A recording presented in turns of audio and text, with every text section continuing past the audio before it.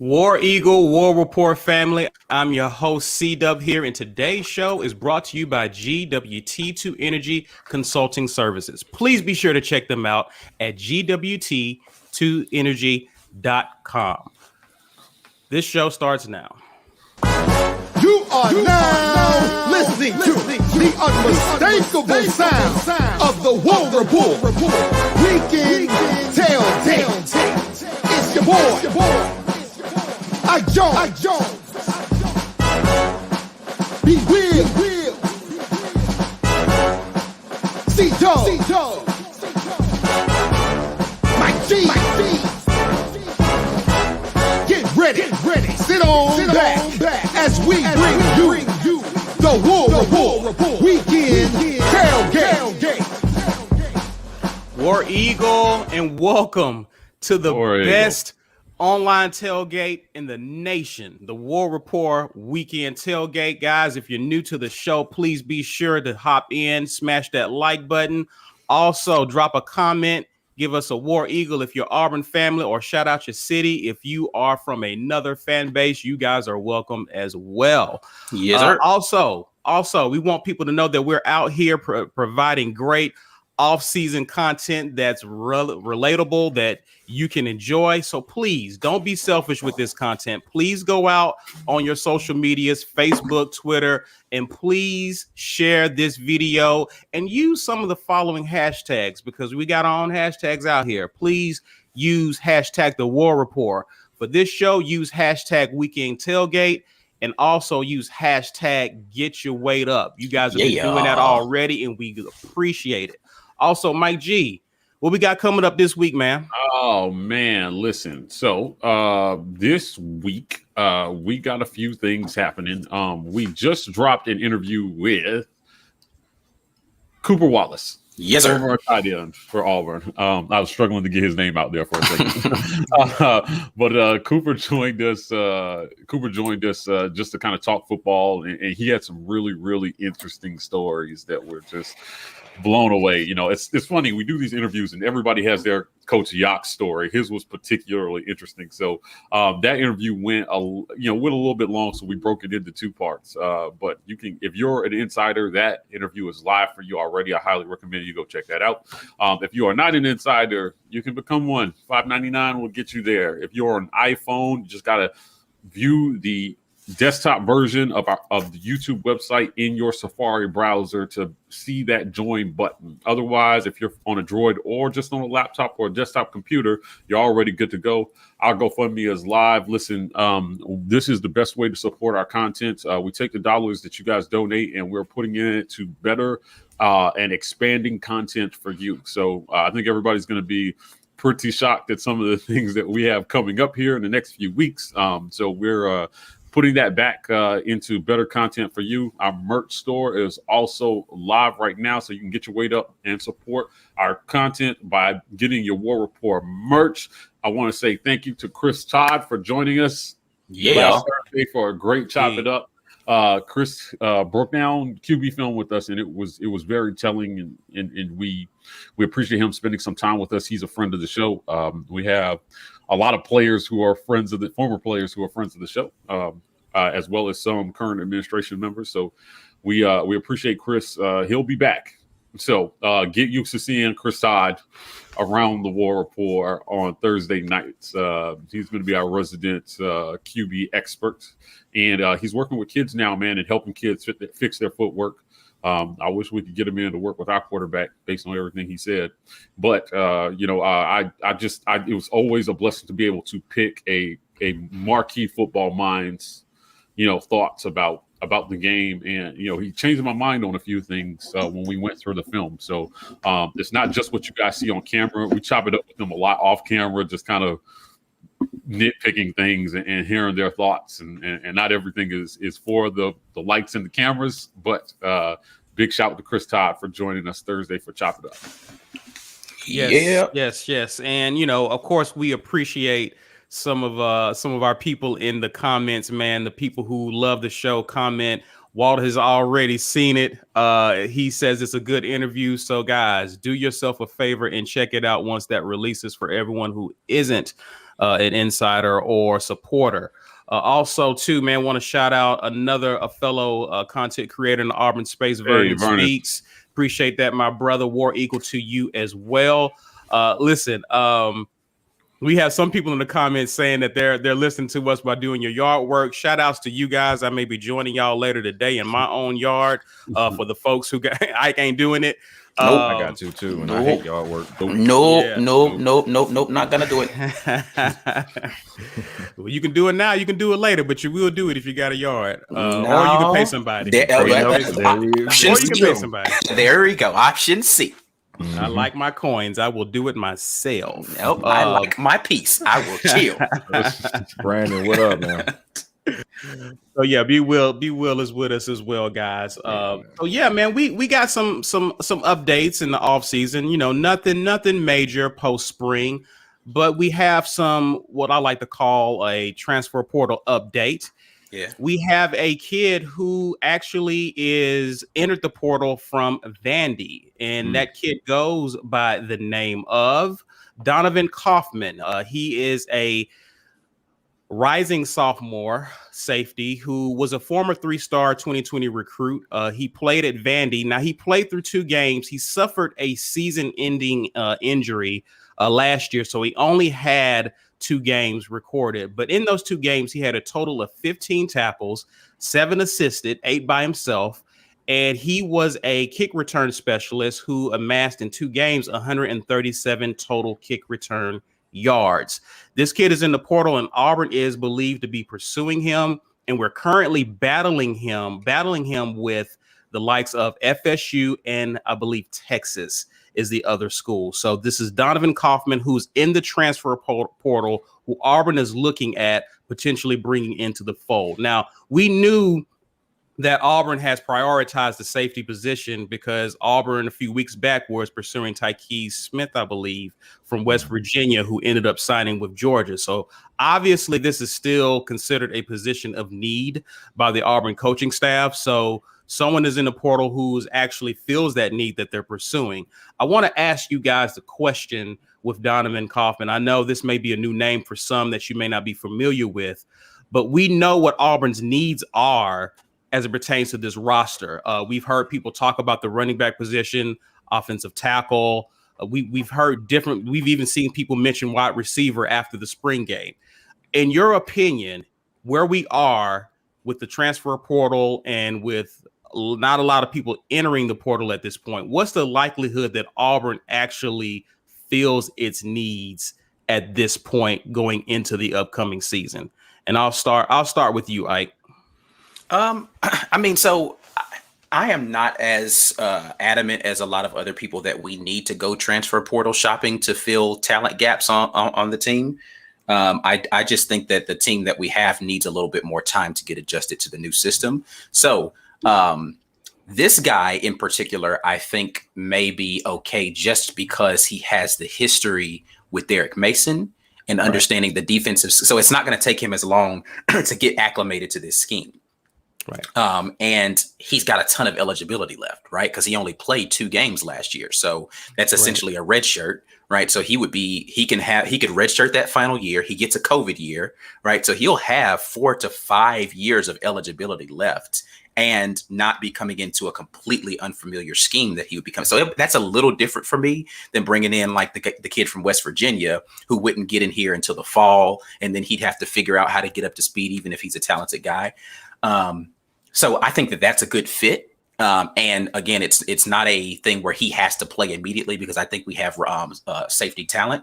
As far as the other positions, people are super down on our wide receivers. Look, I just think it's going to take time to adjust unless you can find a wide receiver that's been in the pro style system already and kind of understands the mechanics of that. Talent's not the issue. So like, let's relax a little bit on the wide receiver. Offensive line, however, I think we need to be a little bit more aggressive. Running back, we just need for depth. So it's really got to be the right fit. Again, an eligibility fit is going to be good. So if you can get a younger kid who still has a ton of eligibility left, because you've got Tank for at least another 2 years. And Shivers is really only has 1 year left if he decides to go pro. But I'm saying maybe to the initial question of transfer portal feels before we get into the fall, maybe. But I really only see. I think wide receiver people need to relax. We're good in the secondary, but this one fits. So if we don't get anybody else in the secondary, I think we've got tons of talent there. Running back for depth if it's the right kind of eligibility. Offensive line for sure if it's the right kind of experience. So that's my take on it. What about you, B. Will? What you think, man? I mean, most of what Ike already said is that safety. This guy specifically is a good fit because he's not expecting to play immediately, or at least you don't think he would be. If you only played 2 years at Vanderbilt, then that means only 1 year at Vandy. He only played two games. Two games at Vandy, 1 year. You're not going to be the most talented guy here. You don't have a pro career to think about in 1 or 2 years.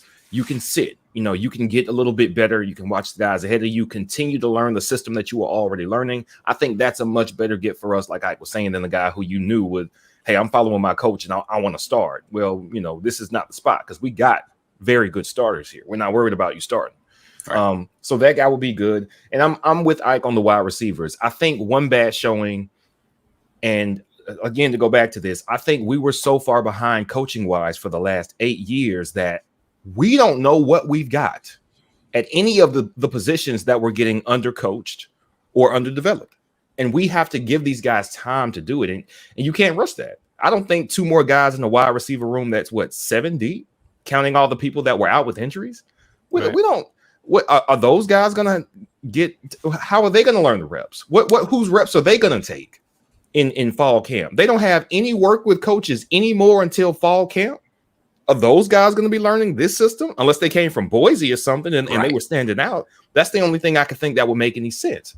So no, wide receiver, we're fine. I think we got guys that physically can fill the void, can do what they need to do. It's going to be mental and it's going to be time. And we don't have a lot of that. And I know people are getting a little anxious because of what we both showed and didn't show at A-Day. But A-Day wasn't going to be the metric of how well we are at position groups that many people may have thought it was going to be. So I'm not worried about that either. Based on what we hear about the offensive line, there was actually an article. It was on 24/7 Sports. And it was really good, talking about how similar to the comment we told the story before about how Brandon Cowell was like, yeah, I didn't learn how to watch film at Auburn. And we were like, you didn't learn how to watch film? And now, so Nick Brahms was like, yeah, he's teaching us. He's really focusing on the technicals of the Did y'all read this article?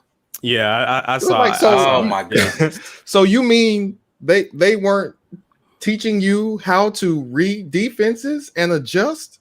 That wasn't happening, huh? All right. Why are y'all shocked?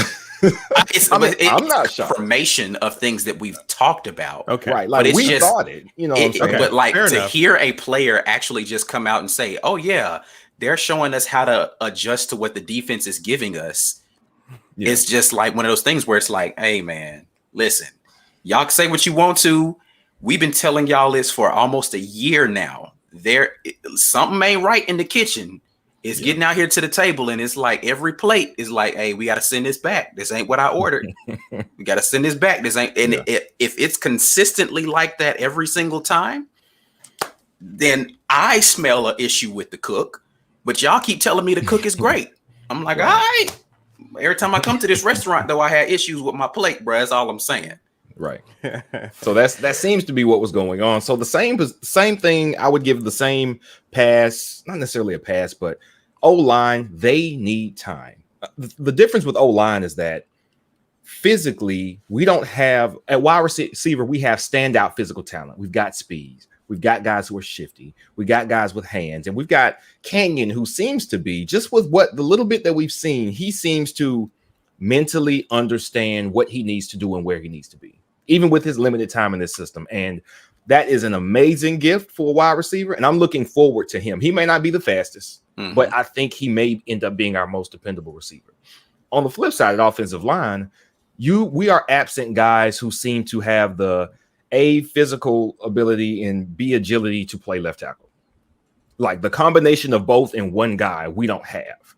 And so they're doing their best. They can teach the guys how to play smarter, how to play together, what to look for when adjusting. But if you don't have a guy who can get turned quickly, take the right steps backwards or forward, depending on how you need to play that snap, you're going to have to hope that one guy can just do well enough over there. And that's what I would hope they're looking for in the portal. But if there's a guy in the portal who can do that well, why is he in the portal? No school is trying to let that guy go. I mean, he was either unless he was good at player. Tennessee, right? Right. With all that debacle going, right? Yeah, it's going to be difficult to get a guy that skilled in the portal that isn't already starting somewhere, and there's not an issue with that other program. That's a good point. Right. And that's really the biggest issue. Anybody who is in the portal right now is going to be coming from FCS, or they're going to be coming from a much, much smaller school, the group of 5, hoping to up their draft status for the next year or the year after that. And I don't know. I have not been keeping up with those guys. I wait until they kind of hit the Auburn sphere and everybody starts talking about them, but I haven't heard about any. So I don't know if there are those guys out there who are, hey, he played past his recruitment at a group of 5 or FCS school, and now he's looking to get into the bigger pool. Are those guys still out there? And he has the skill set that we know we want in a left tackle. If that guy's not out there, then we're stuck with what we got, and we got to make do for a year. And that's why I think we can pretty much get this safety for depth for next year, and then they pretty much shut it down. That's it. It's going to have to be a guy who was buried on the depth chart somewhere, but his physical tools are there, right? I just don't like. Yeah, the portal is good, but like this late in the portal, are you really like you're scrape? I hate to call anybody scraping the bottom of the barrel because that's terrible. Yeah. Like talent wise, these kids are probably really good, but it's not. It definitely isn't the ones that the flashier names. So it's going to take a little bit of time for them to figure out who it's going to be. Anyway, yeah. Talk to me, Mike G. What are your thoughts on the portal and kind of where Auburn is in terms of how it's evaluating talent and trying to fill needs? What are your thoughts on kind of what we're doing right now, particularly, or if you have thoughts on the Kaufman kid? Yeah, well, yeah, coming back around to the Kaufman kid, right? Like, we got 8 safeties on the roster right now. So it's one of two things to me. You either are so high on this kid that it doesn't matter who you have on the roster, or you don't feel good about what you have behind your ones right now. So you're looking for somebody to come in and maybe bolster or maybe even take a starting spot. It's hard to know where we're at. This staff, I think, is just trying to stack talent. It's the bottom line, right? Because every team, no matter how good you are, you're just one upset kid away from that kid transferring out because he's not getting time, or kids make decisions for all kinds of reasons. So I wouldn't necessarily call this like the bottom of the barrel type. Or listen, you could be a great player at a bad school unless they're entering late. That's what we're saying at this point. Yeah. I just think again, a lot of internal issues come up whenever they come up, and then kids make a decision in their own best interest to enter the portal, right? So I'm not sure that the timing really says anything. Either he can play or he can't. That's the coach's job to evaluate whether he can play or not. My only question I have is just about what does that say about who we have, or how high are they on this kid in their evaluation, because we're not the only school trying to learn here, right? That's a big time school, right? There are other big time Power 5 conferences schools looking at him. So he's got some sort of talent because other people are evaluating him and saying he might be a good fit for us as well too. And then, in terms of the rest of the roster management is what I'd say. I just would say, listen, offensive line, I kind of hit on it, has been completely under recruited the last few years. Sure. It was like 2017, I think, was the last time that we actually brought in a freshman offensive lineman. They've got work to do there. There's work to be done all over the field. They showed me that. Tackle. Right. Offensive tackle, yeah. Yeah. Like they've just got work to do everywhere. And guys are going to win jobs and lose jobs over the next few months. So, if you're the coach, you just have to plan. You just have to remember that, again, you're just one decision away from losing a guy for whatever reason, right? Kids, now with this portal situation, it's created a little bit more parity because kids have more control and institutions have less control. Yeah. So now that you've given more power to the players, you expect them to use it in their own best interest. You get a get out of jail free card essentially that say, hey, this school didn't do what they said they were going to do. I'm out. Or these aren't the coaches I committed to. Right. Or I feel like they're mismanaging my talent, so I'm out. Right. That's definitely going to happen. We should just get used to this. Right. Like there's going to be a little bit more of a carousel of players. I'm not really concerned about it. I think that it's going to change the way that we evaluate talent a little bit. And it's going to change the way that they recruit and talk to kids. They're going to have to provide more guarantees to kids to get them, and then you're going to have to honor your word to get them to stay. Yep. So overall, I think it's a good thing. Do what you said you were going to do. We demand that of the players, but we've been letting the institution off the hook for years for not doing what they said they were going to do. So this kid Kaufman that's entering the portal, like who knows, man? We could speculate all day about why he's transferring or what kind of talent he is. I just know if our coaches are looking at him, they either feel they're either high on the player or they feel we have a need that he can fill. Right. So if he can come in and fill it, I'm about the best players playing. Right. I'm gonna say that again. I'm about the best players playing and starting, no matter who they are. Right. So we are. It seems to be an ongoing debate in our community about who the best players are.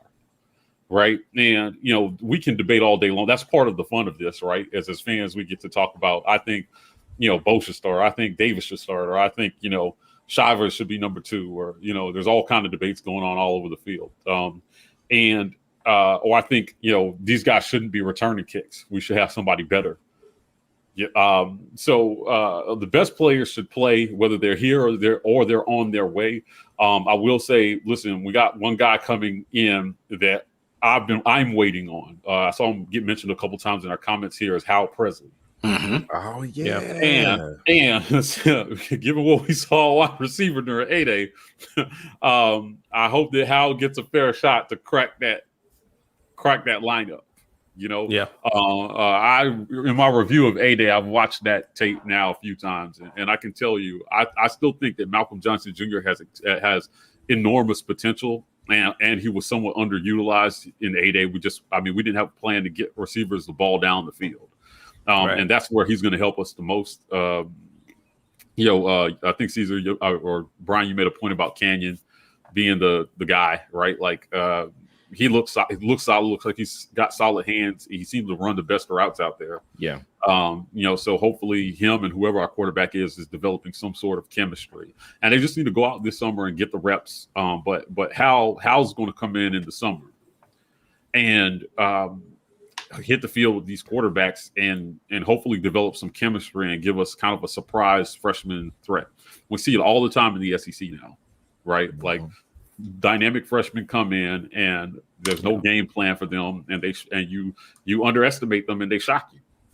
You just got to give them the ball in space, right? So the portal has been very interesting. Honestly, I feel like we've been too over dependent on transfers over the last 8 years, and I would just like to see us have more of a system where we develop freshmen and we have a better farm system than we have, rather than going out and getting guys who have largely been developed somewhere else, hoping that they can contribute. Right. That's the change that Harsin had. I hope that, honestly, I just hope a lot of this portal talk stops unless it's something like what happened at Tennessee and we get a good player that just falls in our lap. Great. Yeah. All about it. I will always take talent. But using it as a strategy, a legitimate strategy to build a team, it fails when you go up against the better schools, because that's not how they're farming talent. They're growing their talent, right? Yeah. And we're shopping for ours in a sense. Just got to do better. Yeah. So basically what I'm hearing from the three of you guys, which are great points, by the way, is let's pump the brakes on wide receivers. We have talent. Also that, put the best player in. I think we talked to Chris Todd, and he talked to the former Heisman Trophy winner at Oklahoma when he was being recruited there, and he was saying the coaches are always trying to bring someone in that's better than you because they're trying to win. So I think that if this is someone who Mason is familiar with, someone that is familiar with Mason and what he likes to do, and he's a good fit, I'm all for it. And I think that I agree to B. Will and Mike's point about the portal shouldn't be it shouldn't be treated as a parachute to just go grab players, because unless you're getting a Jay Prosh, someone who's talented but is moving for personal reasons, like what Jay Prosh did. I think he wanted to move to be back closer to family. Unless you're getting someone like that who is no issue with behavior, or they couldn't crack the lineup, I think go after that person if you evaluate them and they fit what you want to do. But it's kind of hard to do that at this point of the season, which makes me personally leery about the transfer portal at this stage in the game. A few months ago, not so much, because there was a plethora of kids leaving for all sorts of reasons. But good comments. We want to hear from you. If you're rewatching this and you got some ideas, drop them in the comments below. We'll definitely like to see them. We see a great comments here live with us. So we definitely want to hear from you guys on this conversation as well. Do want to hit one question from Peyton Murphy. He comments, what do you guys think about the players that were held out of A-Day? Love the clean program Gus ran. Is this an indication that Harsin will keep the same mentality? I think Harsin will. From all accounts that we've heard from Harsin so far, he's very big on discipline. I mean, we saw that with the strength and conditioning program that they was running, and how he's very involved with that and with the players and how much he demands of them. I anticipate, and Harsin talks a lot about doing things the right way and being a person of character. So I have no reason to suspect at this point that he's going to run it any different from a discipline standpoint than what Malzahn did. And sometimes it just happens. It happens at every school that some kids get in trouble or do something they should. I mean, we were young once upon a time. I mean, we did dumb stuff. Some of us just didn't get caught. But the thing is that what kind of program he's running is I think is to be determined. But from all indications, I think he's big on raising men, right? In addition to trying to win games. I think Mike that, G, what you got? Let's just take him at his word, right? He said in that hype video that we're going to do things the right way. So until I see otherwise, I'm just going to assume that he meant that, and we're actually going to do things the right way. And some of the interviews that we've had around the program, certainly there's been indications that they really do want to do things the right way. So I'm hoping we can continue that. I mean, I can't say that any coach we've really had over the last 20 years ran a dirty program. Right. Tubbs ran a pretty clean program. Okay. Yeah. And I know because I was a part of that. He was no bull. He was like, act right, or we're taking your scholarship. We don't care who you are. And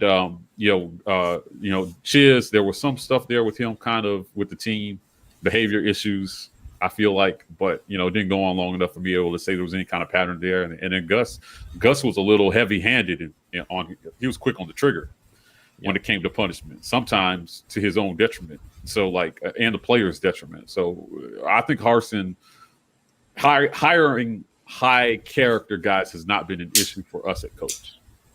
Yeah, if you ask me, for sure. So I expect that they'll continue that trend.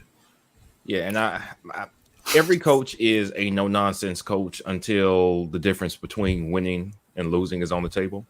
So it's in every coach's interest to not just be so dependent on one guy, like LSU with Geis. They that was their guy. That was their next best, running back or whatever he was going to be. And they put up with a lot from him and from Les Miles too. Why? Because Les Miles had won a championship. Once you get to the point where you're saying I'm the guy and you can't replace me, then administrations and even coaches start putting up with more than they should. So hopefully what Harsin does and what any good coach will do is I'm going to recruit so well and develop so well that if you want to cut the fool, I can let you can go somewhere else and do that. The next guy up is going to be maybe not quite as talented, but as prepared as you were to fill into this role and take on these responsibilities. And if we don't already have a guy better than you on campus, he's coming next year. And that's what you can do as a coach to alleviate that. Because I mean, we've seen or heard, people getting away with things because they were the guy. It was way back when, but Jared Stidham gets recruited 2017 and he commits and he comes in and all of a sudden Sean White has a drinking problem. That didn't happen. He didn't drink himself into a stupor because Jared Stidham committed. That didn't happen in that month that he won the job in camp. That's not how quick that happened. Right. There was a little bit of an umbrella over Sean White because that doesn't happen overnight. But Gus at least wanted to, and that was the solution. Let me get a guy in here better than you, so your issues don't tank my program. So hopefully that's what Harsin can do, and doesn't have to ever face that type of decision. Yeah. Any thoughts, Ike? Yeah, I mean, listen, I want to always be proud of the type of program that we have at Auburn. And if Harsin continues the tradition of programs that are above board, then I'm all for it. He seems like the kind of guy that will, like Mike said. So I'm going to take him at his word until he proves it otherwise. Right. What's this stuff about Handy and Hardy? There's nothing substantiated about it. And I don't even have any comments on it until something comes out that proves. I have zero inside information about anything. I am not an Auburn insider. Okay, let me be clear about that.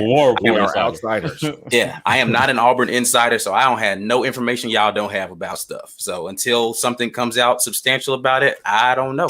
Yeah, I don't really want to speculate on it. Yeah, you know what? I want to take this moment to just give a shout out to a lot of the legitimate beat writers who are doing that work to keep us informed. Right. Yeah. We chop it up with a lot of them on Twitter. I think a lot of them work very hard to get the scoop. And I have a lot of respect for the journalists who do things with journalistic standards to get us that information so that we can come to you and talk about it. Right. But one thing we'll never claim to have is an inside scoop. And quite honestly, just so everybody's clear, if I did get it, I'm probably not going to tell you anyway. There you go. Right. If we get the scoop, we want to continue getting the scoop. So we're not going to talk about the scoop. Yeah. We're not journalists. So if we put it out there, whoever told us is going to stop talking. So that's not something that we do here. If your first time listening to the War Report, I don't want anybody to get it twisted. Like, we are not reporters and journalists. We do talk to reporters and journalists. But we do have the advantage of having some very close people to the program. But by no means I am not a fly on the wall inside of the athletic facility to tell you something that nobody else knows. I don't know. and my thing is until the university actually says so, these kids are still a part of the program and could actually be working themselves back into good graces with coaches. And I don't want to be perpetuating a rumor that could be contradictory to that. Just let it play out. What was funny was when I was a film guy, right? We would hear things sometimes before players would hear them because I'd be in meetings where coaches were talking about players that were going to get cut, lose their job, and I'm filming practice. So if somebody's going to start, I'm seeing that person take snaps with the ones over the guy who was starting, and they were very, very adamant. Like, listen, if this gets out before Saturday, and they had their ways. They had their ways of finding out, man. I'm gonna leave the names out of the story, but one guy, he did it. He just couldn't keep his mouth shut about what he saw in practice, and they found out it was him. And I swear they Inspector Gadgeted the hell out of it, and he was so shocked. And we found out it was like a warning shot to the rest of us. Like, listen, So I'm kind of used to the whole like anonymity thing where we just kind of keep things quiet or whatever. But I enjoy that we can be analytical about it after the fact rather than constantly chasing the scoop. I don't find any pleasure in that at all, to be honest. So but listen, there are plenty of people who have that stuff, and by all means, I can point you to some people who might, but just be wary of your sources is all I'm saying. Yeah, what's funny? It seems like in our society today, there's a rush to be first rather than to be right. Right. The rush to be first is something that I think is kind of ruined, the way we receive information. Everybody wants to be first and they're not worried about whether it's right. or not. You know, I'll be, if I'm first, I can issue a retraction if I'm wrong, or like, you know, I just don't want to do that, man. Like sometimes don't even do that. Yeah, right. Yeah, I mean, it's very interesting. So, you know, this thing about Hardy and Handy, right? Like, you know, I'll talk about it from a disciplinary standpoint.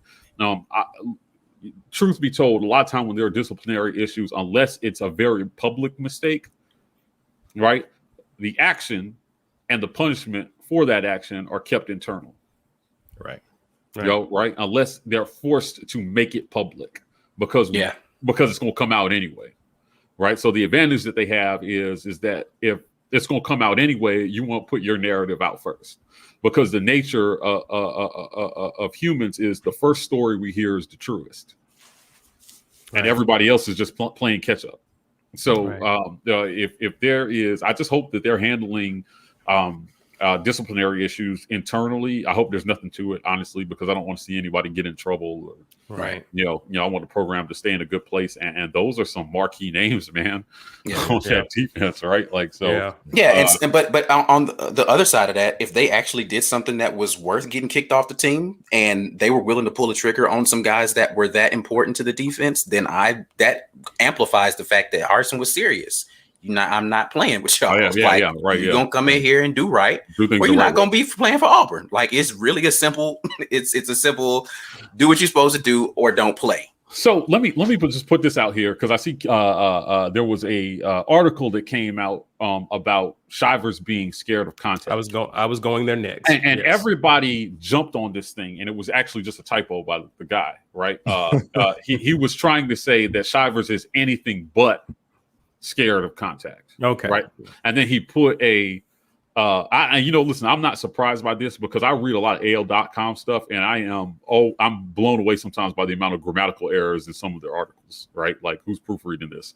But he put a little bullet note saying, hey, there was a typo, and it should have said, it said this, and it should have said that. Like, he very openly acknowledged that. So anybody that was spreading around like wildfire, like, look, what's wrong with this guy? I mean, it was pretty ridiculous, right? So the first thing I said was, can you send me the article before I just start commenting on a bunch of stuff? Let me see the art. I want to see it with my own eyes. Yeah, right. Most people didn't click on the article. I said, you know what, before I say anything, let me just read it for myself. And by the time I had gotten to it, it had already been corrected. Right. So it didn't live. I mean, the mistake didn't live very long, but it's a pretty big mistake, because there's no way you watch that guy play football and say he's scared of contact. Well, right. Yeah. It's a whole picture of him running through it. Yeah. I just think that's an example of a writer maybe just trying a little too hard to make something sound good, and he typed it wrong. Yeah. It happens. You know, you're trying to make a point that didn't even need to be made, honestly. Right. Fair enough. Yeah. I mean, that whole sentence could have been left out. Right. But he was trying to make it sound good, and then he typoed it, and that's what we got. And let me tell you, people jumped on that. Like, Shivers' mom chimed in. Yes, I saw that. I was like, right, again. But even in the rush to be first to put that out, right, it was all over the place before this dude, and it pretty quickly issued a retraction, left it up, and then notated that he made a mistake. Right. And right under, so not like at the bottom how they usually do, where they say, there was an error in this article. It was right there where you could see it when you get to that part, like right here, I made a mistake. My bad. I'm like, all right, cool. I can accept that. Let's move on. His mom was 38 hot though on that one. Oh no, she rides for her baby boy. No, don't come for him or show. Mama Bear is on the attack. Listen, I want to ask you guys this question here, just to get your thoughts. We kind of talked about it in the past, but shout out to Solomon. I like this question. What's your thoughts on recruiting targets? And many fans are concerned about the 3 stars we've been targeting as of late. People kind of want to see some 4s and 5s hop on the radar. What are you guys' thoughts? And Ike, since you love that question, I'm going with you first, sir. I don't care.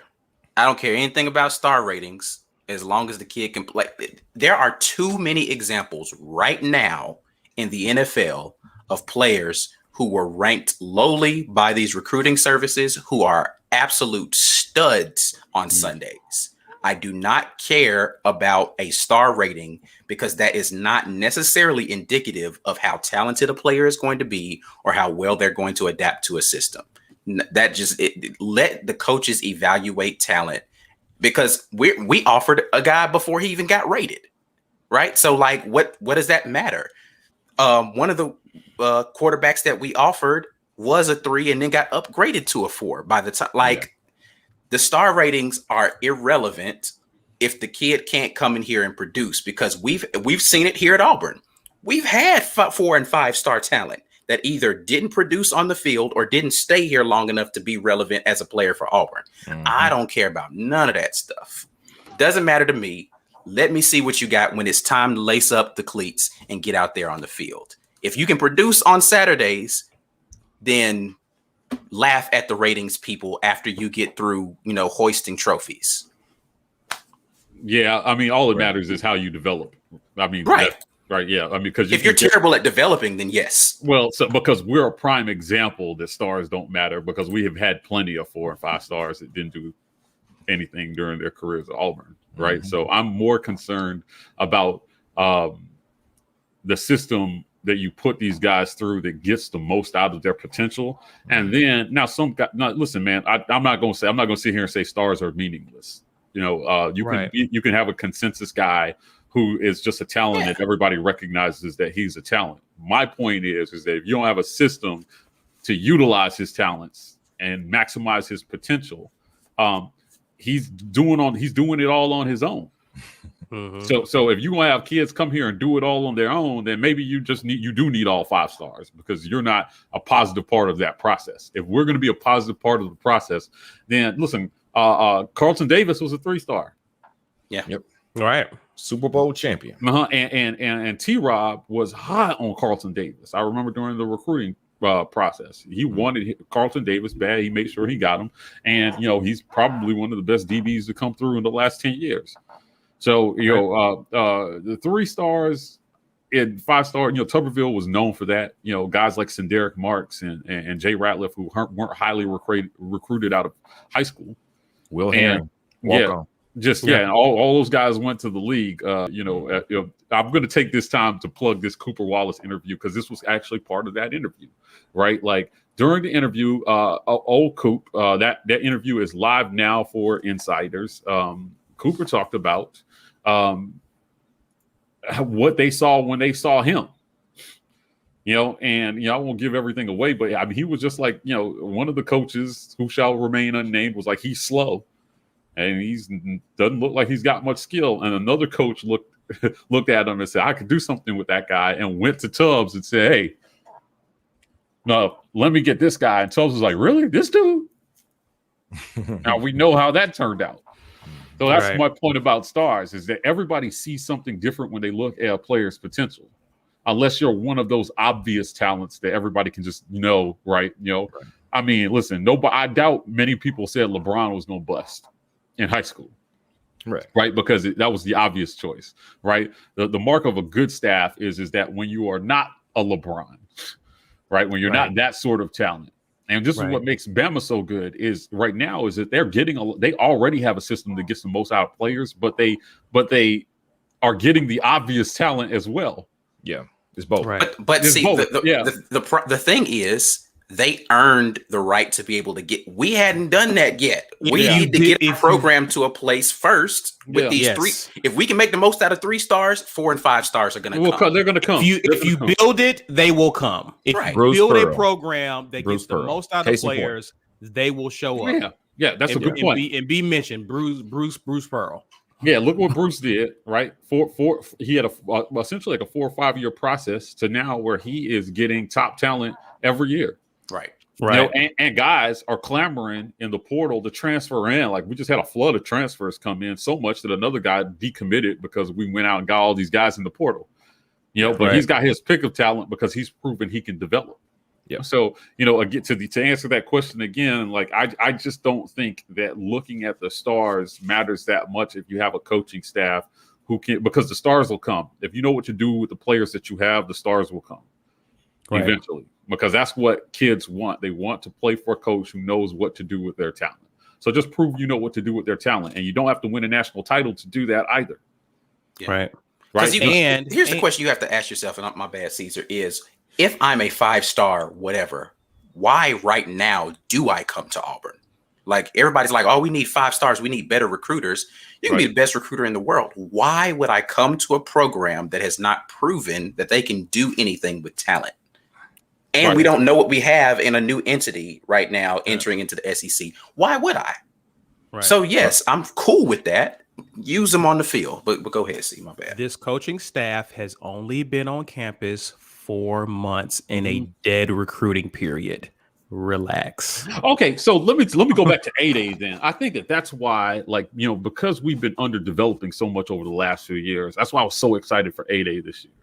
Right? Okay. I was like, let me see what we saw was they clearly had a strength and conditioning plan to get guys juiced, and they did it.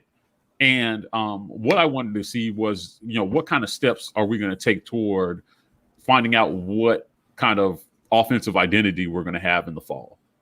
I'm not really worried about defense, to be honest. But offensively, you know, I think that's a much bigger shift than changing defensive schemes. I don't know if y'all disagree, but changing offensive schemes to me is just a much bigger shift for the players on that side of the ball. So I just wanted to see, hey, you know, can you teach? And were these guys be able to pick up enough of the system this spring to springboard them into the summer, and then by the fall, everybody's halfway competent at what they're supposed to be doing? Yeah. You know, and how are our players handling the mental part of the game? Because that's part of development as well. It's not just all about. I mean, listen, if the game doesn't slow down up here, right, your body is going to move slower during the game, right? If it slows down up here, you can play faster, right? That's how it works. So, have they gotten our players to a point where the game is slowed down enough for them mentally that they can play fast on Saturdays? Right. And then you can take those 3 stars that everybody is making a big deal about, and those guys are smarter and they can think their way through the game better. You know, are we teaching them how to watch film? We keep hearing that over and over and over again, right? You know, one of the things that I've enjoyed about this platform that we've had is that a lot of people reach out to me on Twitter. Right. Some of them current players' parents just saying, hey, we enjoy your program. You know, I will never repeat a single thing a parent tells me, but I enjoy hearing their thoughts. Right. Because their kids don't tell them much. They don't say nothing. Right. They don't tell them much. But the parents watching their kids and whether they're going to get their potential realized, right? From a parent perspective, is always interesting to me. It's very interesting to hear it, you know. And when I talk to parents, one of the things that I tell them that we hear from former players is make sure you tell ex-player watch film, take it seriously. Every former player we have talked to has said that they wish they took watching film more seriously in school because it would have made them a much better player. Right. Either in conjunction with their God-given gifts, right? Or to kind of substitute for where people physically, you know, had advantages over them. Right. But a lot of times the smarter player plays. The guy who knows his assignment plays. Oh, for sure. You could be fast and strong, but if you're out of position a lot. Yeah. If you know, I don't know, just offsides a lot. I'm not taking shots at nobody. Yeah, right. You know what I mean? But if you're out of position, you can't utilize any of that strength and speed. Right. If you're always out of position, right? So I tell them, I say, hey, listen, tell your sons, watch film. Take it seriously. Take the mental part of the game seriously, and that will give you an edge on everybody you're competing with. And that's to your point. Watching films gives the edge, and that's why it's so important what we heard from Brahms about the offensive line now. And what we heard from, again, going back to a Coward about what wasn't going on here. And that was a lot of why our last administration was you get them in here, get the best players you can, because they're going to be stuck right here. If this is however good they come in, that's how good they're going to be going out, or a little worse, right? Because of the scheme. And to see that flip on its head here in these first couple months, that's encouraging. And that's why I've been so excited and going 9-3, even though A-Day, you know what I'm saying, kind of brought me back down to earth. I'm still saying it, though. I'm sticking with 9-3. I'm not backing off that. I love being willing to die with the lie. It's all good. Yeah, man. But it's encouraging to hear that now the focus is going to be correct. And if you can get those guys, and somebody said it in the chat, but the problem with 5 stars and 4 stars at certain places is that they come with the baggage of knowing I'm the best guy out here. Y'all aren't going to get rid of me. Right. What are you going to do without they're me? lazy. Right. Right. Either they don't want to do the work, they're undisciplined, and you can't discipline them because if you sit that guy that you had to use too many resources to recruit because you wanted a splash pick, well, now you got him. And now he's not playing up to the billing. And the people who are very adamant about getting him in here, the boosters, oh, we're going to get that guy. That's great. You can't sit him down because now your boosters are going to say, why'd you sit my guy? I love that guy. I thought we were getting him in here and he was going to play this and that. And he came from this high school. I know where that high school's at. Yeah, I want you to get that guy. And you sit him. Now you're in trouble as a coach. Maybe now those wallets are going to tighten up on you a little bit. Right. And there's so much going on behind the scenes based on, can you get that talent? But is that talent going to be worth it? Are they going to create more problems than they solve? And the benefit of getting 2 or 3 or 4s who just want to do the work is that you don't have to worry about those type of disciplinary problems. Right. You don't have to. Saban's greatest success, and I know some people get, oh, you guys always give him Bama praise. Listen, these are facts. Saban's good at what he does. His greatest success so far has not been X's and O's. And I've said that all the time. I thought Saban was given way too much credit for an X and O coach or a decisions coach because the decisions get a lot easier when you got the other team outgunned. He's not great at that. He's okay at that. That's how he lost to Gus Malzahn. He got out decisions many times and he lost those games. Saban's greatest success is getting all of the best guys at their school, in their county, in their state to come in here and completely nix diva attitudes. Yep. That is Saban's greatest. He made them buy in. And again, to my point earlier, because I can get rid of you because I got somebody just as good waiting right behind you. Right. I don't need you. You need me. And I'm going to help you out, but you got to get in line. So you're not just saying that to the 1 5-star you get when you usually get 3s. It's nothing but 5 stars out here. And you know you can get benched in a second. Right. So you got to shape up. You stay on board. You're going to get better because you see how guys are going to the league. You're going to get you some national championship gear. You're going to get you some national championship rings. Everything's going to be all good. Right. He figured out how to do that. And that's something that a lot of other places, you see a fall off. They win a championship and then they fall to pieces. Florida State. Right. Us. Even Ohio State to a certain extent. When Ohio State won, was it the 2014 season they won? Mm-hmm. Why did that team not go back to the national championship game? They couldn't decide on who was going to play quarterback. Right. Some people's feelings got in it. Urban Meyer is another overrated head coach, in my opinion, which why I was glad he did not get here. We did not pick him up. But being spicy with the Urban Meyer take. If he didn't have Tebow being the leader that he was, he wouldn't have won another one after he won in 06 either. That leadership came from Tim Tebow because he had a lot of players with a lot of attitudes and a lot of disciplinary problems, which is the same problems that plague any place that does a lot of winning. So, B, let me interject a point. This is why I was so excited about Demetrius Davis, right? Because what you just said about having a guy who can take the job, if you don't do the things that you're supposed to be doing, it's something that we've been missing. Right? So whether it's Bo or Demetrius or anybody else, Shea Garnett, right? It looks like it's going to be Bo and Demetrius. I was just excited to get a guy in that I felt like could take the job. Right? If things continued on the trajectory that they were. Right. So, it's funny, man. A lot of people, there's, the longer we do this, the more I realize there's what you say and then there's what other people hear, and the two always don't line up, right? Yeah, it's true. So everybody listens to us talk and they think Mike hates Bo. He doesn't like Bo. He wishes Bo, has diarrhea, right? Like, I mean, I'm telling you, we had one guy in our comment section was just like, it's clear from the things you say that you have, and I quote, disdain for Bo. And I was like, when have I ever said I had disdain for Bo? Now we critique play and not players, but the comment was your love for Demetrius is clouding your judgment about Bo, and I'm like, no, man, listen, it's exciting to get excited players in, right? Who you feel like. Now I felt like this guy's talented, right, may be transcendent based on how accurate he is with the football. And if you listen to the things that we say, you know that I'm big on accuracy. Like, listen, the strongest arm doesn't always win. It doesn't. Right. The guy who can make, it's great that Bo can throw a ball on a rope falling off his back foot sideways. Awesome. But can you do that every play?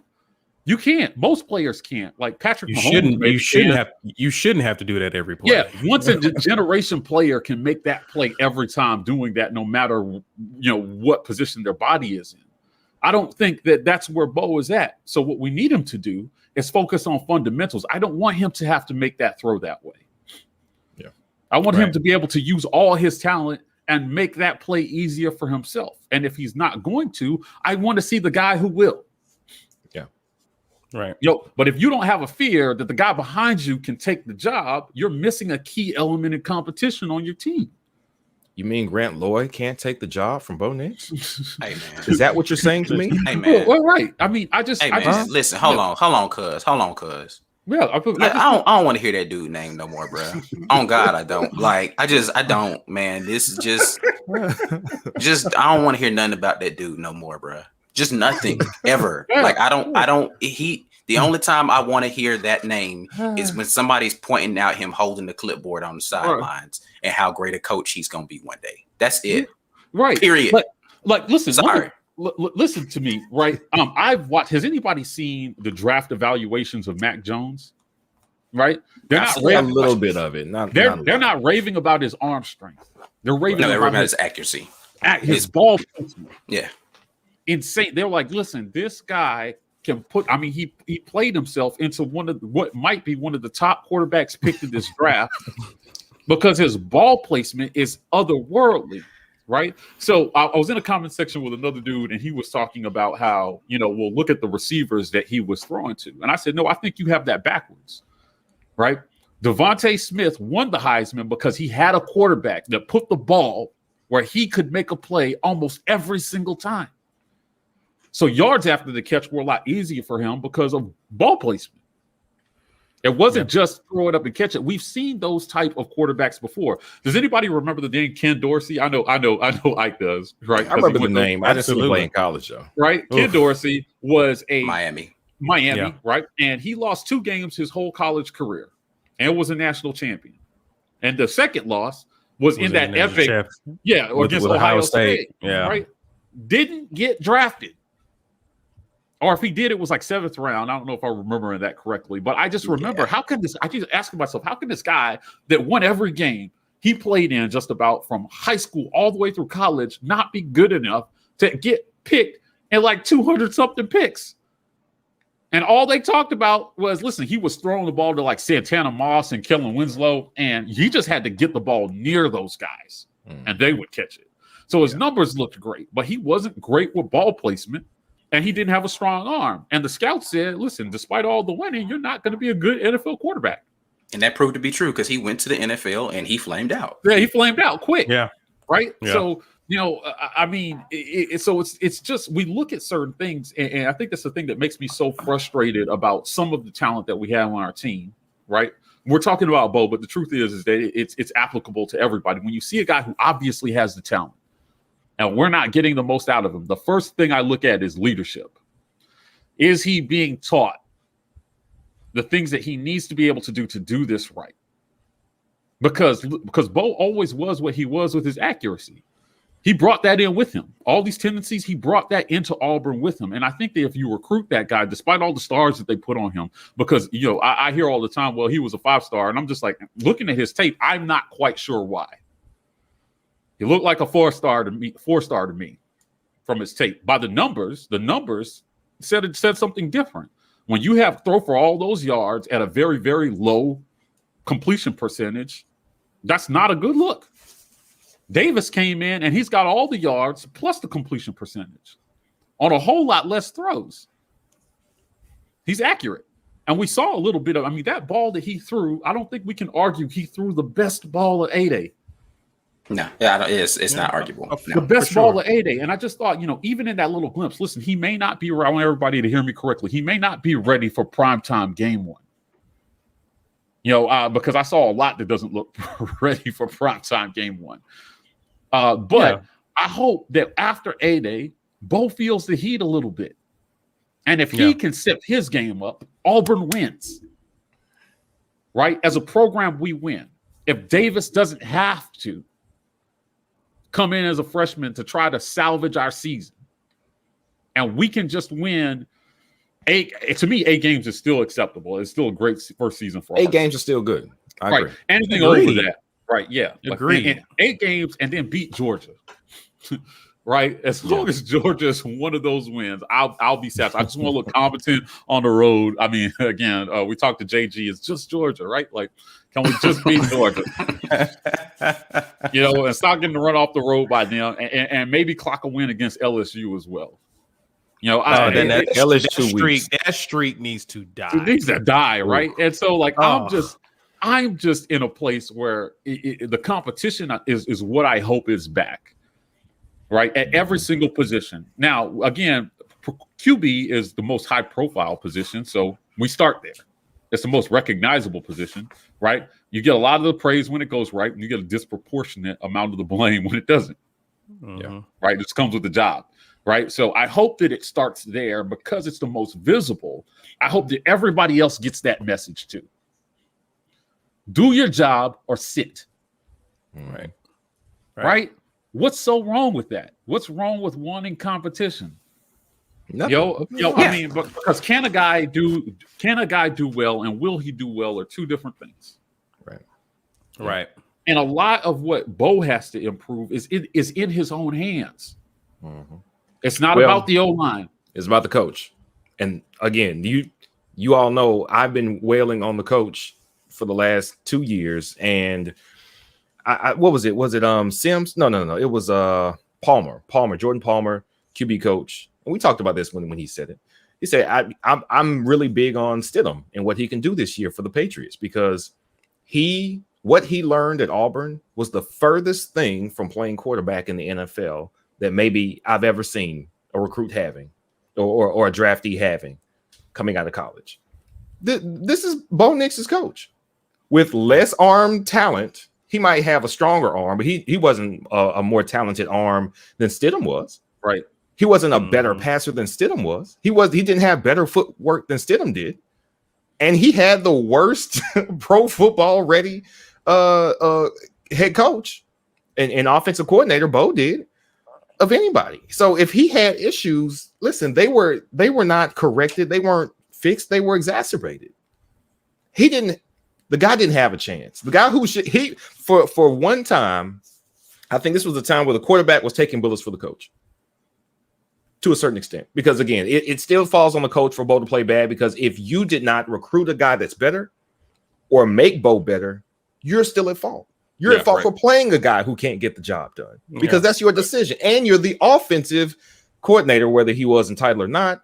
You can pick a guy to play your system. Right. And you pick the right guys and can't get the right thing out of them, or the wrong guys. But of course, that guy's gone, so we don't have time. Sorry. Yeah, you know what? I'm not going to give this much more air, but I just want to say again, Chris Law, you are missing the point completely. Right? There are no words to eat. Right? First of all, the comparison between Bo and Joe Burrow are not even. Joe Burrow never had the issues that Bo has. Right? So those two are not comparable. I mean, so the question is, when they say make over and turn him into Joe Burrow, what does that even mean? What does that even mean? Right? Like 70% completions with if you can turn touchdown. If you can turn Bo Nix into that player, then no, that's not words to eat. That we're happy here. Right. My thing was, it was never going to happen in the previous system, because what happened for Joe Burrow? They brought in Joe Brady. Right? The system helped him quite a bit. Yeah. But Joe Burrow was always that dude. He was always an accurate quarterback. Y'all forget how much Joe Burrow carved us up the year before they won. Man, don't talk to me about that game. Don't talk to me about that game. Right. Don't talk to me about that. Their whole offense went through a makeover. So here's the thing. If in our new offense, I just don't think that the leap that he has to make because to me, Joe Burrow didn't make that big a leap. He didn't. He was that dude. The system just allowed him to maximize his talents. Right. Where Bo is at right now, I think that the system can allow him to do a lot better. But do I think that he's going to be Joe Burrow? I'm not sure that we need him to be successful though. Right. Nah. Right. I don't even know why we're putting that on him. We don't need him to be that at all. So I mean, I just again, people always everybody gets so emotional about Bo, right? You either love him or you hate him. And again, I disagree strongly with the people who say Bo is this, is that. He's never going to be good. I disagree with that sentiment as well. That's not fair either, because like you said, he hasn't been put in a position to play to his skills, to his strengths at all yet. Yeah, I just think that if you give there are it's multifaceted, right? Like why he is at where he's at. There are some things within his control and there are some things outside of his control, right? I have repeatedly gone in on the things that are outside of his control that need to be fixed for him to have a chance. But there are some things that are within his control. And I just did not like how everybody was blaming the offensive line for all his accuracy issues. I said, no, don't be surprised if you don't fix his fundamentals and the O-line blocks this year and his completion percentage doesn't go up a ton, or he's still making the same mistakes, right? Again, giving him more time isn't going to help you if you are not going through your progressions, or bailing out of the pocket too early when you don't need to. Right. Those aren't offensive line issues. And they were definitely happening last year. We looked at the tape. So losing composure. Yeah, right. Those are things. Those are Bo problems. Right. And then the mental thing where people say when you lose confidence in your offensive line, blah, blah, blah. I'm sorry. Like, listen, the better quarterbacks don't do that. They just don't. What you're really saying is that he doesn't have the mental makeup to play quarterback. That might happen within the process of a single game, right? Like, so it's like, okay, man, we're getting whooped up front. And so now I'm having to bail a lot within this game. But by the next game, we should come in with a fresh mindset. Okay, offensive line has had time to work on it. We're going to go up here and whoop these boys up front until they prove they can't do it. So I think people they look at the tape at Georgia and see him running for his life in the Georgia game. And somehow they have transferred that throughout the entirety of the rest of the season and say he was running for his life the whole season. That's just not factual. That's not factual. He did run for his life on a couple of plays throughout the remainder of the season because, our offensive line had struggles in the Bama game. They had struggles. They were still okay the rest of the season. Now, again, not a great offensive line. Well, we've looked at the offensive line and seen they had issues, but we see now offensive line wasn't even being taught how to figure any of this stuff out on the fly. So yes, of course they're going to underperform. Or you're watching Bo bail the pocket early with the bias of thinking that the offensive line is what's failing him. Right.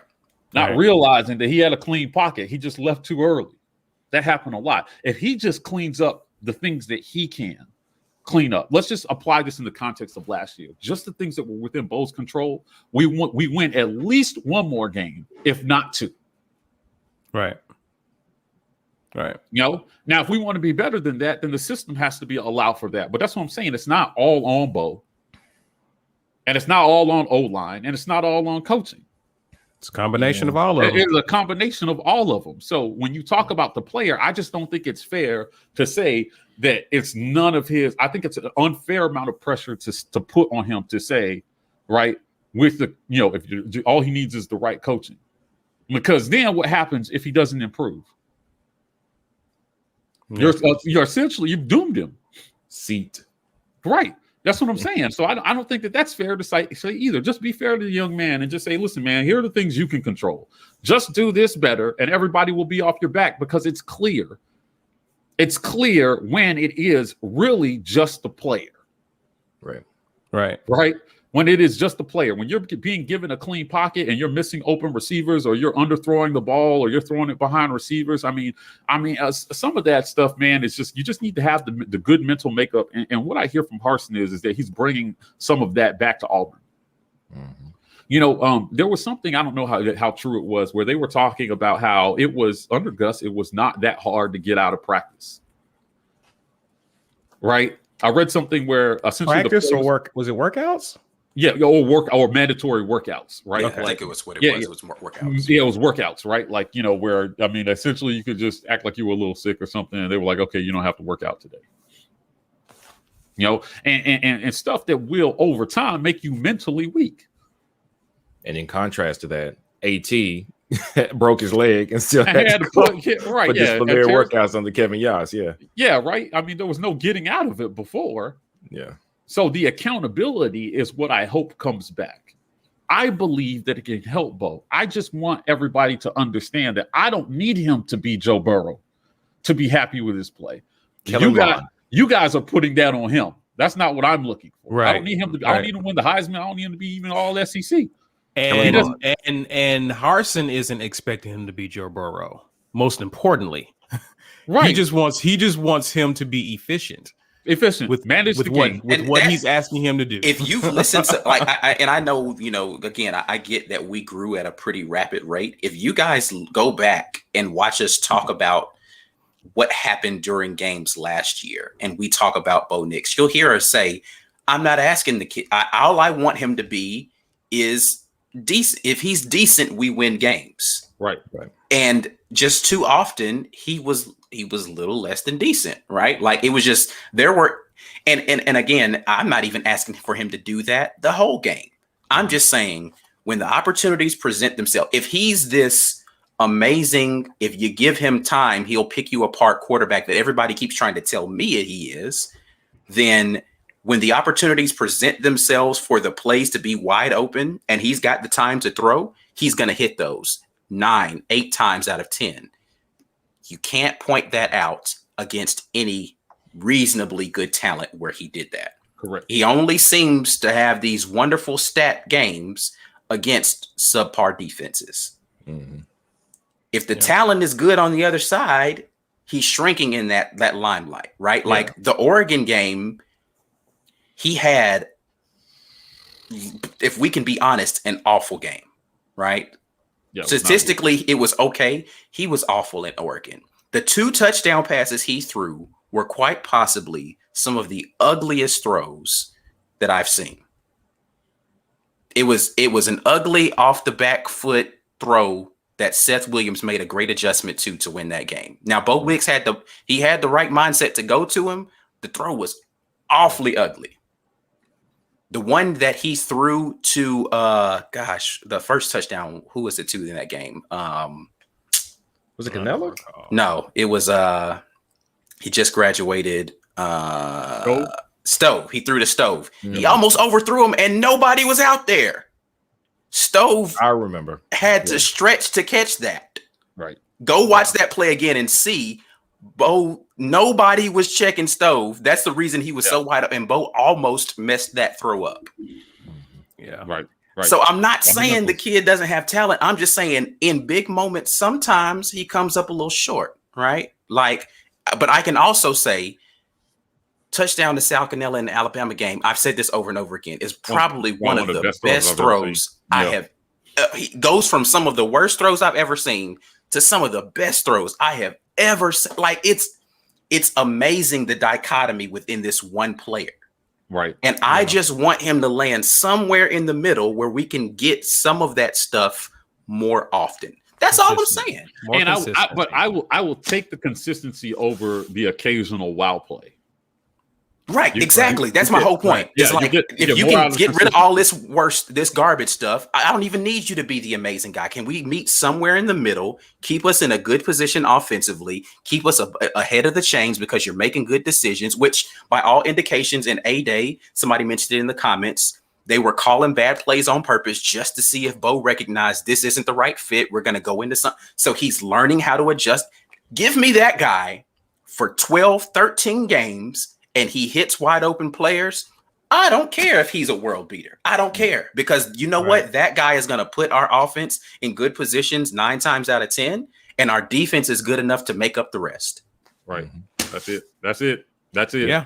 That's literally it. Yeah. We don't need him to be Joe Burrow. We need Kellen Mond And I hate that I have to say that. We need last year's Kellen Mond. We don't need Kellen Mond from no other year. The last time we saw Kellen Mond. I'm about to say, from no other season except for last year. That's the only Kellen Mond. Grab that clip and be saying that. That's something we got a hold of his head. Hey, don't do that. Don't do that, Mike. Don't do it. Right. Now, listen, to Chris's point, right, I kind of somewhat maybe agree with this, right? Like, if he had gone someplace where, again, they clearly have a track record of knowing what to do with quarterbacks, right? He's either going to be a Heisman contender or he's going to sit. Right. Correct. Actually, those are the only two options. He's either going to be amazing because they're going to get all of that stuff and figure out how to put it in the right package, right, or he'll never see the field. Or he'll never see the field, right? So, but if he goes to Oklahoma, he probably doesn't play as a freshman. So by the time he gets a chance to prove himself, he will have probably have worked through some of those issues he came to that school with to begin with. Right. So he doesn't play even half as bad as he would here because we threw him into the wolves way too early because we had to. Yeah, there was a lot. There was a lot that Bo had stacked against him, right? Like, it was a lot of pressure, and I think that win against Oregon, when you listen to the way that people talked about it, the legend of Bo Nix has started, and they heaped all this pressure on this guy right out of the gate. I do believe that true freshmen can find success. I do. Yeah. I'm in that camp I just think, if you're talented and you're in the right system and you have the right coaches, they'll keep you within the bounds of where you need to be as you develop throughout the season. And then a true freshman at the end of the season can play like a veteran. Right. If he's the guy. If he's the guy. Right. Yeah. But it is harder, and particularly in our league, because the talent that everybody's got talent. Mm-hmm. Right. There are talented guys all over the place in the SEC. So, the expectation cannot be that the O-line gives Bo 5 seconds to throw on every play. They just can't. That's not fair to them. They're going to get beat every once in a while. It's funny when I chop it up with King, he used to talk about, we used to go to these Fellowship of Christian Athlete retreats, and sometimes we'd hit the court and play basketball. And King was a surprisingly good basketball player. I saw him yoke on a couple people just right down there in the paint. And there was one guy on the team who was known as a shot blocker, and King dunked on him. And he said, hey, listen, man, when you're a shot blocker, you're going to get dunked on sometimes. Right. Just is what it is. It doesn't mean you can't play defense, but it's going to happen. You're going to get beat when you contest other people. So the idea here is that, he's going to throw interceptions from time to time. Yeah. Can he forget that, come back, understand what he did, what role he played, and just do better the next time? That's all we're asking for. Like, I'll take mistakes. I just don't like seeing the same mistakes over and over and over again. Yeah. You're either that's what Harsin said. Yeah, you're not being coached, or you're not taking coaching. It's one of those two things if you're making the same mistakes over and over again. So my hope is high that this offense and seeing Tank and Shivers gave me more hope for the season, because we may have to rely less games where we're throwing the ball 40 times or even 30 times. Yeah. And there'll be opportunities still there for when guys get open downfield. We're not underthrowing them. The ball placement is good enough that those guys still get a chance to make a play, and then it will only make it easier for Shivers and Tank. When you complete passes downfield, right, and you'll take pressure off your O-line as well too. And you get Bo involved in a running game, because he can hurt you if you don't see him coming. If you can build a game plan around him doing that, it sets him up to make short, reasonable throws. Have you guys? I mean, you guys ever? It's so funny when you watch a team like the Patriots play, and their short passing game was their running game for a lot of years. Right. These little dink and dunks, and Tom Brady hit those passes. It felt like 95% of the time. Yeah. Right. And even if they weren't caught, they were on target. And they've never it seemed like they've never really been a running football team. Right. But their backs have generally done well. Average backs have done well in that system, because you cannot pin your ears back and come after and crowd the line of scrimmage. There's always room there because the quarterback can complete passes, at a high clip.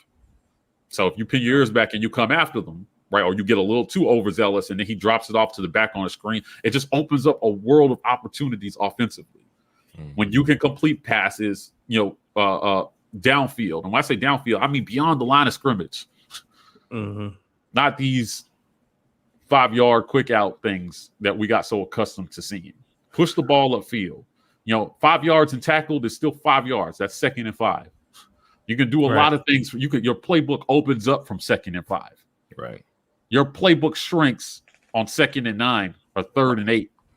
And again, that's the thing that frustrated me previously and I've said this before, is look, man, that you can get to 10 yards a lot of ways. You don't have to gain 15 at a time to move the ball.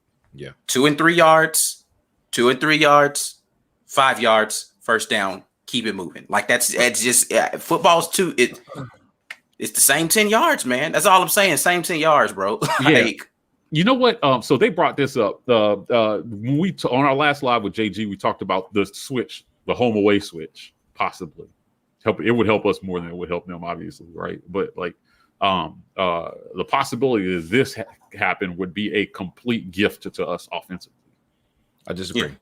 If we could get that game at home, I disagree. And you don't think it would give us a much better chance to win that game, because I think our home field advantage has always been great. And it's probably been much better for an offensive line that needs that help. Mm-hmm. However, this is the only year I think we can say you can lose 5 games and you'll still have a job. There's no pressure. We can expect 8, hope for 9, but 7 isn't the end of the world, because it's his first year. He doesn't have his guys. He's doing the best he can with the guy who was not his guy in Bo Nix. He's got another quarterback, the first and second best quarterbacks. He didn't pick either one of them. I could get on our roster. Right. So you're saying that because expectations are generally low this year, you might as well go on the road this year. Get it out the way. Yeah, and like we've said, since the schedule came out, you've got 4 games to figure out what you've got. And it's going to take 4 games, because learning a new system is not the same as getting in shape mentally to play the game. Like, you have to learn. There's a steep learning curve for these guys, wide receivers, offensive linemen, defense. I'm sure there's some new principles that the defense is learning as well, but they were already, I think, more mentally acute than the offensive side of the ball was. Right. So I'm less worried about the defense, like everybody is. So I think this is where go on the road to, even if they're not a great team, it's going to be an electric environment for the other team, and see if at the very least, if it's not X's and O's that Bo has down, that the fundamentals have been honed, that the skill has been sharpened, that the habits have been under control now. Like that, nothing else is what I want to see. I think you know a lot more about who you are going on the road for that game than if you home crowd your way to a victory. We would feel great about that, but I don't think that's best for the development of this team this year. I think they need that challenge this year. So this was a question that we asked right on a previous live with about record, right? If Harsin goes 5-7, do you think Auburn fans will call for his job, right? And I asked JG, so what's a successful season for Auburn this year, right? To me, 7-5 and up is acceptable. 6-6 means you probably lost the game that we don't feel good about. Yeah. Right, 5-7 means we got swept by LSU, Georgia, Bama, Texas A&M, right? And then you lost some embarrassing ones, right? Like so, I think that barring a 3-9 season, he's probably good. In my book, I don't think there's a lot he could do. Yeah, but listen, the Gus Bus folks that have yet to let go of the fact that Gus has been fired are going to definitely start chirping if he loses anything more than 5 games. It's inevitable. If he loses 5 games, 7-5 record for them is going to be, you could have kept Gus for this. Like, that's going to be the narrative from that group of people for sure. Yeah. And, again, lightning in a bottle. Like, not too many first-year coaches go to the national championship game. Like, let him build his program. Like, it's again, you're not going to really know what this guy's working with for real until maybe 2-3 years down the road when these players understand his system and what he's doing. So I don't even know if it's really fair to judge a person by, again, Gus taught us that you can't really judge the trajectory of the program by the first year. Yeah, so for sure. Just let him work. It's going to take some time. Yes, indeed. Yeah, facts. Let me I make wanna sure we recognize this right here. This super sticker from Chalness or Hey. Calness. I don't know which way to pronounce that. Mr. Wright. And then we got Risk No Reward. We appreciate man. you very Man, much. appreciate We got that. so Thank you. I guess I'll go ahead and talk about up here as well. my bad, I missed that one. We got some things coming up. We Risk No Reward has some stuff. We're not fully ready to roll it out, but we definitely appreciate the partnership that we just kind of undertook with him. He sent us some stuff that we want to make sure that we get to our insiders. Insiders, we have some great stuff coming up for you, courtesy of him. Were you about to show it, Mike?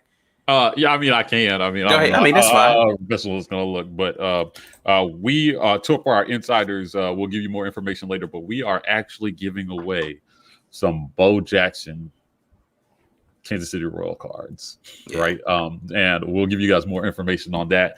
These things are in mint condition. They come courtesy of No Risk, No Reward. We appreciate our community and everything that you guys do, being part of our community. So we've got some added value to those. There'll be a call to action. So we're going to ask you to do something to enter the drawing for the cards, but we've got some that we're going to give away, along with some other gear that we're going to give away. So just watch out. We've got some signed Auburn stuff that we'll be giving away that's donated to us by a lot of the guys who have done building rapport with us. And so we want you guys to be able to, benefit from your insider memberships and being part of our community and active contributors to our community. So that will be happening here. There are a lot of very, very, very, very exciting things happening in the next few months for the War Report. So that being said, the Become an Insider, $5.99 a month will get you there.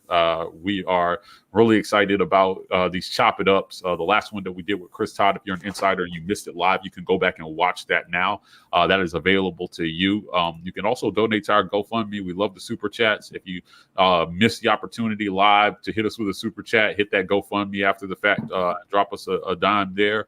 Our merch store is live. You can get your weight up gear now. And Cooper Wallace, Heart of a Winner Part 1 is live for insiders. It goes live for everybody else tomorrow.